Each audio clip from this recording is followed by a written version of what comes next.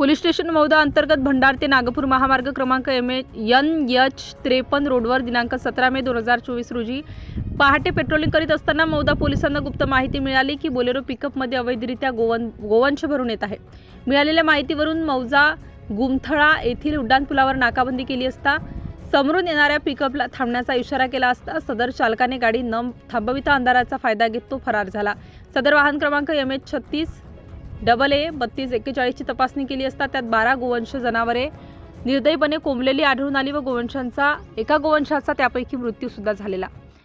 Bolero पिकअपच्या क्लीनरला ताब्यात घेऊन नाव विचारले असता त्याने आपले नाव विवेक संतोष निर्वाण राहणार लाखनी जिल्हा भंडारा असे सांगितले, तर फरार चालकाचे नाव प्रतीक गभणे राहणार लाखनी जिल्हा भंडारा असे सांगितले।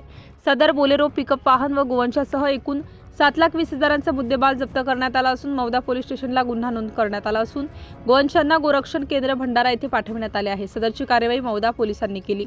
सिटी इंडिया न्यूज करिता नागपूर जिल्हा प्रतिनिधी पूनम लांजेवार।